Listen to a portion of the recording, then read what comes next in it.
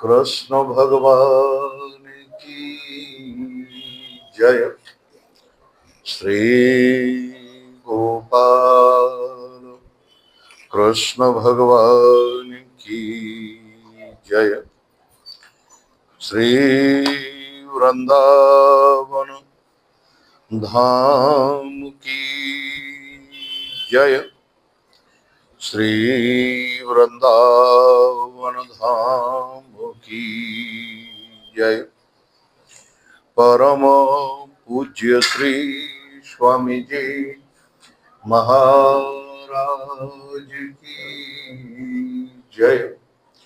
परम पूज्य श्री स्वामी जी महाराज की जय। श्री कृपा विलास आश्रम की जय। श्री कृपा विलास आश्रम की जय। सभी संत भगवंत की जय। सभी संत भगवंत की जय। श्रीमद्भागवत महापुराण की जय। श्रीमद्भागवत महापुराण की जय। श्री व्यास नारायण भगवान की जय। जय जय श्री राधे नारायण। अहर्निश वंदनीय नित्य प्रति प्रातः स्मरणीय परम पूज्य श्री सद्गुरुदेव भगवान के युगल पाद पद्मों में साष्टांग प्रणाम। प्रातः स्मरणीय परम पूज्य महाराज श्री के युगल पाद पद्मों में साष्टांग प्रणाम। समुपस्थित व्यक्त अव्यक्त रूप से विराजमान सभी संत सिद्ध साधक योगी यति इन सबके चरणों में साष्टांग प्रणाम। भगवद कथानुरागी सज्जनों एवं वात्सल्य रस की प्रतिमूर्ति भगवती मातृ शक्ति अकारण करुणा वरुणालय परात्पर परब्रह्म परमेश्वर जगद नियंता जगदाधार जगदीश्वर भगवान की अहेतु की कृपा का फल है कि हम सब लोग दिव्याति दिव्य मधुराति मधुर परम रसमय दिव्य तेजोमय चिन्मय धाम श्री वृंदावन में प्रातः स्मरणीय परम पूज्य महाराज श्री की छोड़ छान से भरा हुआ यह कृपा विलास प्रांगण, इसमें प्रवेश कर उनकी ही गोद में बैठकर उनके बाके आराध्य गोपाल कृष्ण भगवान की वांग्मयी प्रतिमूर्ति श्रीमद् भागवत महापुराण का नित्य स्वाध्याय के माध्यम से नारायण सत्संग लाभ प्राप्त कर रहे हैं।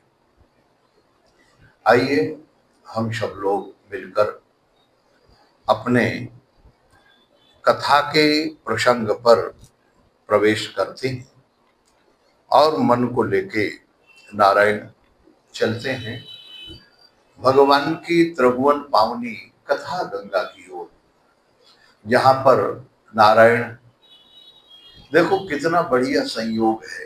आप विचार करें, कल कल निनादिनी भगवती माँ भगवती गंगा के किनारे जो एक दिव्य तीर्थ है, एक तरफ अनेक अनेक साधु सिद्ध महापुरुष ये सब के सब बैठे हुए हैं। बड़ी बड़ी नदियां तीर्थों के रूप में बड़े बड़े महापुरुष सिद्ध साधक और गुप्त रूप से देवता ये सब लोग बैठे हुए हैं। और वहां नारायण एक अवधूत शिरोमणि परम रसिकाचार्य रसिक श्री सुखदेव भगवान दिगंबर नील वर्ण उन्नत ललाट घुंघराली अलिकें बड़े बड़े नेत्र नारायण और समस्त साधकों के बीच में राजा परीक्षित दिव्य परीक्षित को वो कथा सुना रहे। और वही दिव्य कथा आप विचार करो हम लोग, हाँ महाराज, कर्म कथा रविनंदन वर्णी ऐसी जो नारायण भगवती सूर्य नारायण की पुत्री मां भगवती यमुना का किनारा भगवान का दिव्य चैतन्य चिन्मय धाम श्री वृंदावन, और उस वृंदावन में भी अनेक सप्त देवालयों के बीच में नारायण यहाँ कृपा विलास एक सिद्ध महापुरुष की भूमि। वास्तव में मैं आपको सत्य कहूं नारायण, यहां तो बोलते महाराज जी हैं माध्यम में हूं। मैं कई बार अनुभव करता हूं, जो विषय तैयार करता हूं देखता हूं वो छूट जाता है, कोई और विषय सामने आता है। एक बार नहीं अनेक बार की घटनाएं है। महाराज जी को जो अच्छा लगता है जो सुनना चाहते वही निकलता है। तो ऐसी दिव्य कथा, और आप सब लोग बड़े बड़े महापुरुषों के रूप में यहाँ पर बैठकर साधक सिद्ध संत नारायण सब लोग बैठकर सुन रहे, ये कोई साधारण व्यवस्था नहीं है।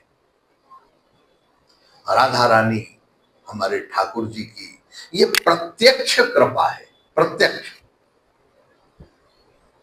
और हम लोग यहाँ बैठकर नारायण, जब परीक्षित ने कल प्रश्न किया था, और वह प्रश्न क्या था, जब भगवान श्री नारद जी ने कहा देखो भगवान से संबंध जुड़ना चाहिए,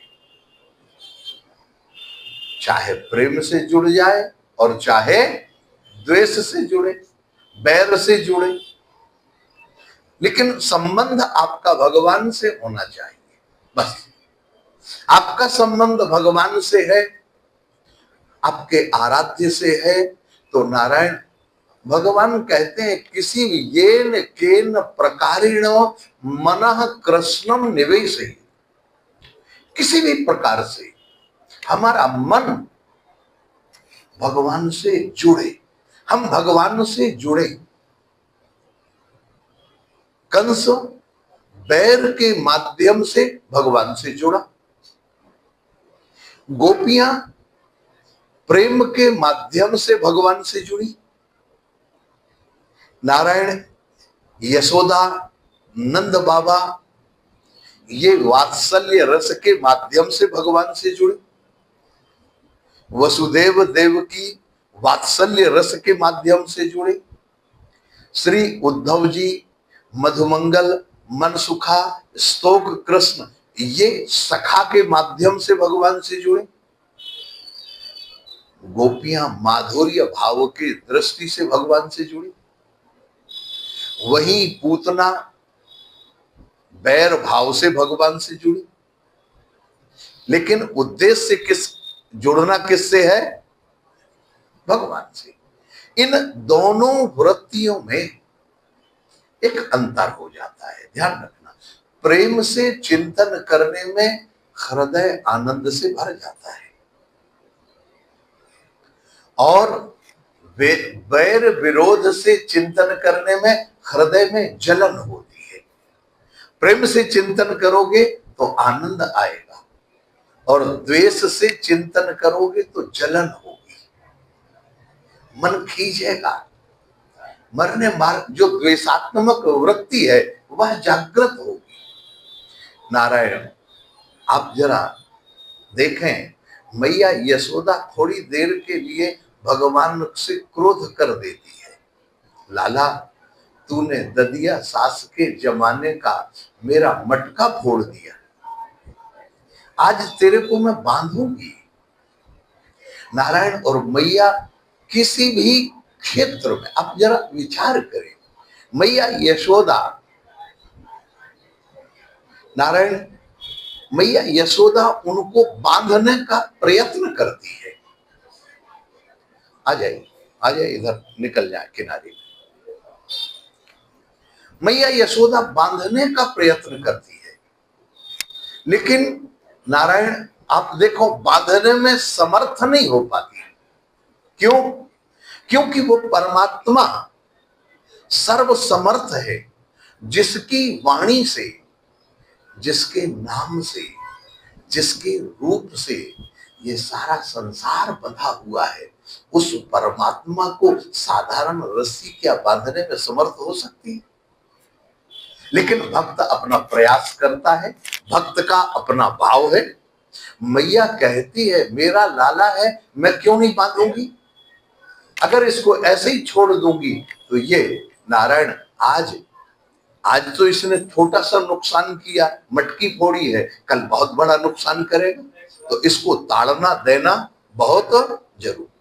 मां जानती है कि बच्चे का हित किसमें है, लेकिन आप देखें मैया दौड़ती है, पूरे नगर में भ्रमण करती है, और ठाकुर जी गुटरुआ चलते हैं, कहीं खड़ते हैं, कहीं बैठ जाते हैं, कहीं छिपते हैं, महाराज पीछे पीछे मुड़कर देखते हैं। मैया कहती है लाला आज तो मारूंगी, आज तो ताड़ना दूंगी, आज तो बांधूंगी, तूने खूब दौड़ाया, आखिर पकड़ लेती है। आप जरा विचार करें, एक छोटा सा दृश्य सामने आता है, मैया के हाथ में छोटी सी लाठी है, एक हाथ से कान पकड़े है, कन्हैया के कान पकड़े हैं। कन्हैया क्या कान छोड़ा के नहीं जा सकते? जब सूरदास से हाथ छोड़ा के भाग सकते हैं, तो क्या मैया यशोदा से कान छोड़ा के भागने में समर्थ नहीं हो सकती?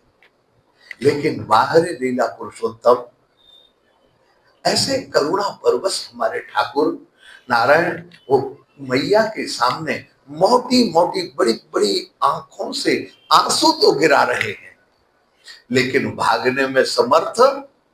हाँ महाराज, मैया के सामने ठाकुर जी रोते रोते एक ही वाक्य कहते हैं, मैया गलती है गई, अब के छोड़ दे, ना लाला तो ये सजा मिलेगी। अब ये देखिए वात्सल्य, लेकिन अंदर प्रेम भी है। क्यों? इतना दौड़ा है गोकुल में, अगर छोड़ दिया तो कहीं कन्हैया भाग ना जाए, डर न जाए।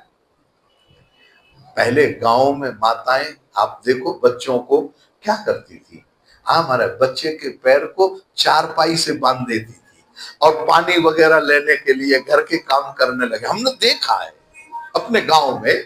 तो नारायण मैया यशो वात्सल्य तो वही है ना, क्या मैया का उद्देश्य कोई और है?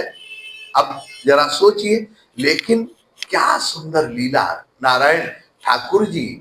हाँ महाराज, अच्छा अब इस लीला पर थोड़ा सा विचार करो, क्या भगवान श्री कृष्ण को, भगवान श्री कृष्ण का कान पकड़ने की सामर्थ्य ब्रह्मा में है? बोलो, भगवान शंकर कभी भगवान का कान पकड़ सकते? बोलो,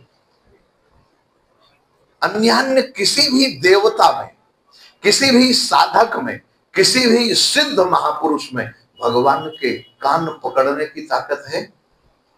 लेकिन मैया के वात्सल्य में वो ताकत है जो भगवान का कान पकड़ सकती है। नारायण भगवान को डरा रही है, कन्हैया आज तो एक चपत लगाऊंगी, और कन्हैया रो रहे हैं, थर थर कांप रहे हैं। एक वाक्य, मैया के हाथ में जब लाठी देखी तो नारायण कन्हैया बोल पड़े, मैया या लाठी को फेंक दे, मैया या लाठी को फेंक दे मोए डर लगे। बात तो बड़ी साधारण है, याद रखना। लेकिन कन्हैया का उद्देश्य क्या है आप जानते हो? ये जो लाठी है मैया, ये जड़ है, निर्जीव है, इसमें कोई ताकत नहीं है। और मैं सचेतन हूं। अभिप्राय, एक हाथ से जड़ वस्तु को पकड़े और एक हाथ से चेतन को पकड़े, कदाचित चेतन पकड़ में आ जाए और अगर जड़ वस्तु को फेंका नहीं तो चेतन ने फिर से भाग जाएगा। अभिप्राय, हम एक तरफ से संसार को पकड़े रहे और दूसरे तरफ से परमात्मा का अनुभव करना चाहे। नारायण, ये कभी संभव, थोड़ा झलक मिल जाए, थोड़ा देखने में आ जाए, कुछ अनुभव भगवान कृपा पूर्वक करा दें, लेकिन जब तक ये संसार को हम त्यागेंगे नहीं, छोड़ेंगे नहीं, तब तक क्या परमात्मा का वो वास्तविक आनंद हमें आ पाएगा? नारायण, यही है। किसी भी उद्देश्य से हमारा मन भगवान के चरणों में लगना चाहिए। नारद जी ने श्री नारायण धर्मराज युधिष्ठिर से कहा, धर्मराज देखो, मैं आपको कहूं, चाहे कुछ भी हो जाए, हमारा मन भगवान से लगना चाहिए। बड़े बड़े सिद्ध साधक, आप जरा सोचो, सनातन गोस्वामी जी महाराज से एक बार ठाकुर जी बोले, अरे सनातन, तू तो मधुकरी करके सूखी रोटी न खा लेवे और वो वही को भोग लगावे। अरे भले आदमी कबू कबू जावे नमक भी तो रख दियो करे, सूखी रोटी गले में अटके। सनातन गोस्वामी महाराज प्रेम से भजन करने वाली महात्मा भगवान से लड़ गए। हाँ, आज तू नमक मांग रहे हो, कल मक्खन मांगे हो, मैं गृहस्थी छोड़ के आज तेरे लिए गृहस्थी बसाऊं, अपनो इंतजाम खुद कर। नमक चाहिए, नमक की व्यवस्था कर ले, मैं नजारो मांग भी। लो महाराज भजन करने लगे, ठाकुर जी ने लीला कर दी। उस समय दिल्ली से व्यापार होता था हमारा यमुना महारानी के माध्यम से। एक नमक का व्यापारी आया और ठीक नारायण सनातन गोस्वामी जहां रहते थे उस टीला के सामने नर महाराज यमुना किनारे, यमुना जी में नाव फंस गई। वो बोलता, हाथ जोड़ता है, महाराज मेरी किसी तरह भंवर से नाव निकालो, मैं जो भी फायदा होगा, और इस नमक में से कुछ नमक में यहाँ मंदिर में सामने दिख रहा, वो मंदिर में दान कर दूंगा, और जो भी फायदा होगा मुझे व्यापार में, वो सब का सब मंदिर में दान दे दूंगा। नारायण, अब आप जरा देखें, नाव भंवर से निकल गई, मंदिर में नमक के बोरे उतर गए। सनातन गोस्वामी फिर भी बोले, धन्य हो लाला, तेरो जैसे चटोरो आदमी ना देखो मैंने। है नमक की लगी तो नमक की व्यवस्था कर ली नहीं, तू गृहस्थी बसा के मानेगो, मोए ना चाहिए ऐसी सेवा, तू अपनी सेवा रख। लेकिन कन्हैया तो कन्हैया महाराज, जिससे रीझ जाए, जिसका पल्लो पकड़ दे। नारायण, इसी तरह से भगवान को कुछ लीला करनी थी, कुछ लीला। जब ठाकुर जी लीला करना चाहते हैं, लीला परवश होते हैं, इसलिए ठाकुर जी का नाम है लीला पुरुषोत्तम। हमारे कन्हैया क्या नाम है? लीला पुरुषोत्तम। ये लीला करने में माहिर। नारायण, यहां नारद जी धर्मराज युधिष्ठिर से कहते हैं, ठाकुर जी ने लीला की, सनकादियों के माध्यम से नारायण श्राप दिला दिया, जय और विजय को, एक जन्म का नहीं 3 जन्म का। वही रावण, कुंभकर्ण, विश्रवा, केसनी के गर्भ से रावण और कुंभकर्ण का जन्म होता है। नारायण, दमघोष के पुत्र दंतवक्त शिशुपाल बन जाते हैं। और यहां नारायण महारानी कश्यप के माध्यम से दिति के गर्भ से नारायण हिरण्याक्ष और हिरण्यकश्यप के रूप में जन्म लेते हैं। और जैसे हिरण्याक्ष हिरण्यकश्यप के रूप में जन्म हुआ, पापिष्ठाम योनि बनी यातमास्य नारायण, ये योनि दिव्य है। हाँ, भगवान की ये दिव्य लीला। अच्छा, एक बात और बताओ, राक्षस होने के लिए वरदान दिलाया, वह हम ध्यान से देखें, जरा विचार पूर्वक बात करें तो नारायण, आपको लगता है क्या भगवान की लीला में कोई साधारण पात्र सम्मिलित हो सकता है? भगवान की लीला में कोई सम्मिलित साधारण व्यक्ति, आगे आ जाओ गोविंद, कोई साधारण व्यक्ति शामिल हो पाएगा? नारायण, कुछ लोग, ये कुर्सी बीच में खालियां पड़ी हैं, उन कुर्सियों में आप लोग बैठ जाइए चुपचाप। नारायण, बोलिए वृंदावन बिहारी लाल की। भगवान की लीला में आप जरा विचार करो, क्या भगवान का साथ देने के लिए कोई साधारण व्यक्ति शामिल हो सकता है? भगवान के साथ, अब भगवान का लड़ने का मन है, तो लड़ने के मन में क्या भगवान के साथ कोई साधारण व्यक्ति भिड़ पाएगा? बोलो, है किसी की ताकत?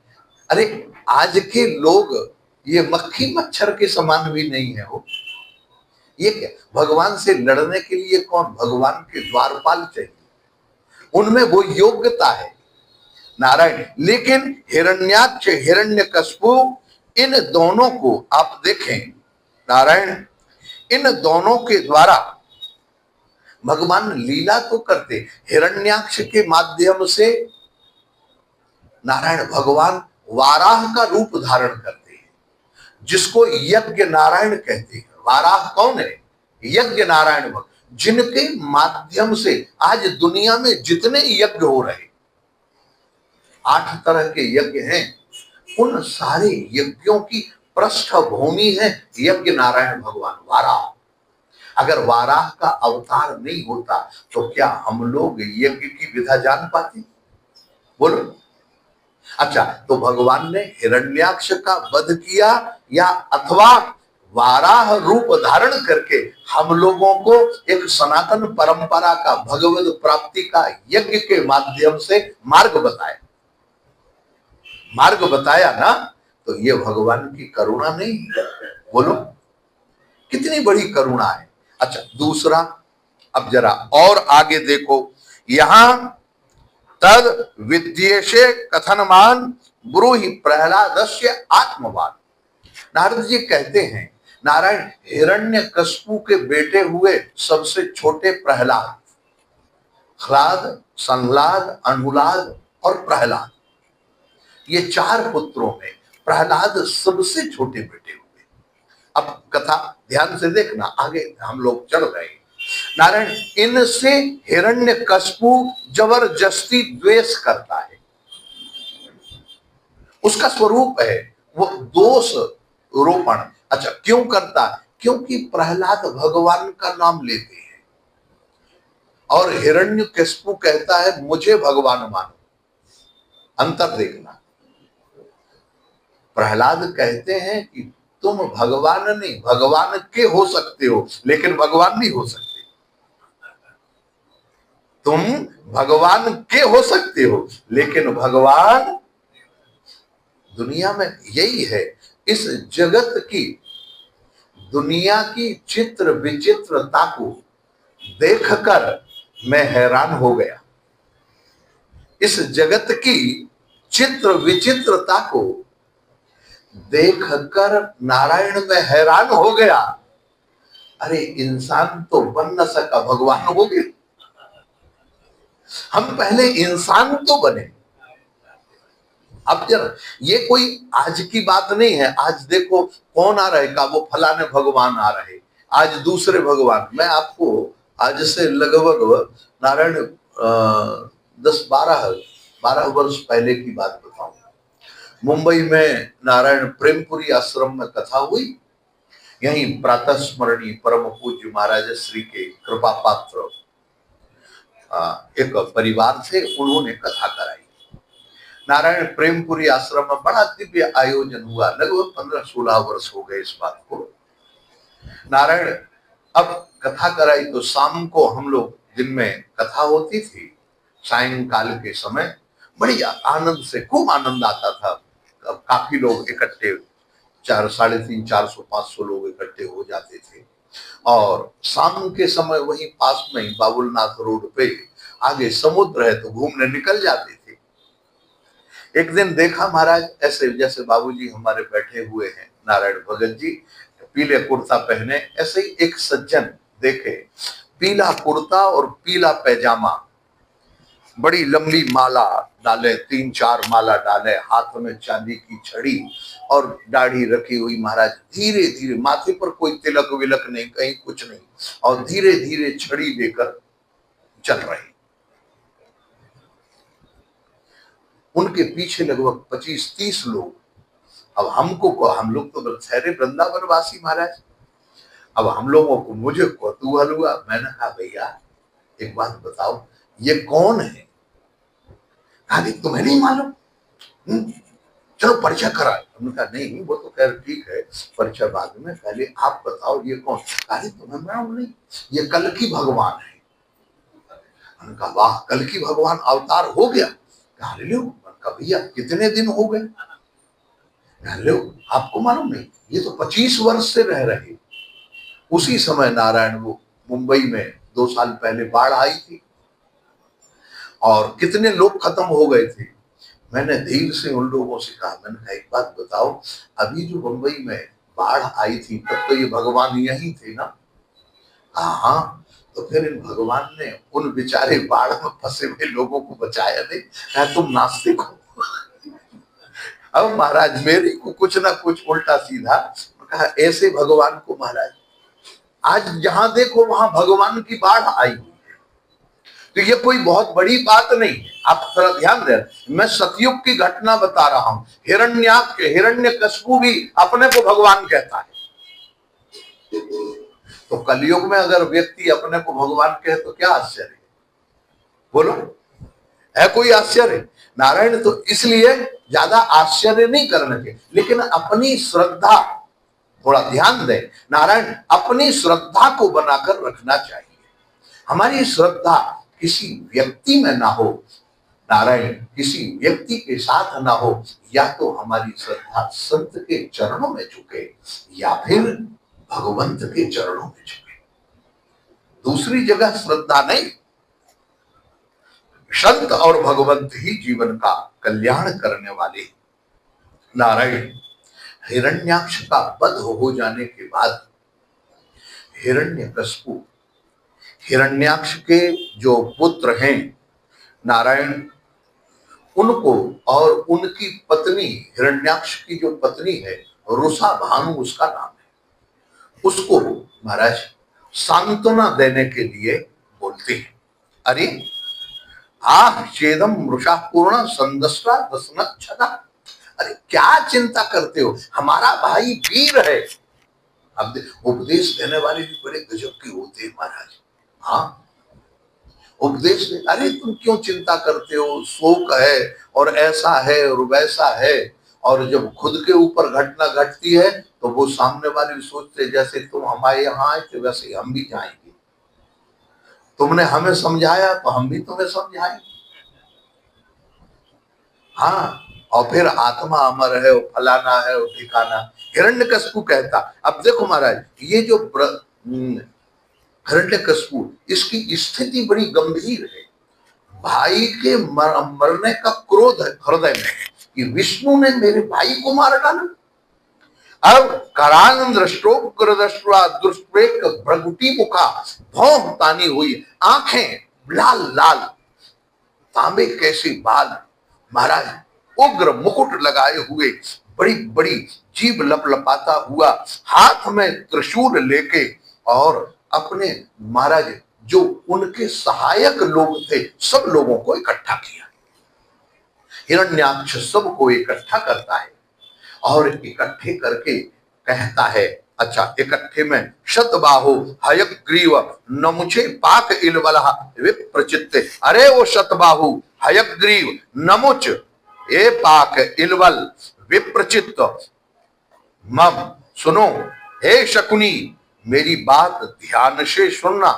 सर्वे क्रियतामासु माचिर, जैसा मैं कहता हूं वैसा तुम करो, उसमें जरा भी विलंब नहीं करना। देखो मैं जैसा कहता हूं। अच्छा एक बात बताओ, हम लोग सब चाहते हैं ना हमारी आज्ञा का पालन हो। पिता चाहता है पुत्र को जो मैं कहूं वो करे, सामने वाला चाहता है मैं सामने जैसा कहूं वैसा करूं, लेकिन हम सामने वाले का मन नहीं देखते, इसके मन में क्या है, उसका मन भी तो कुछ चाहता हो नहीं हमारे मन के मुताबिक।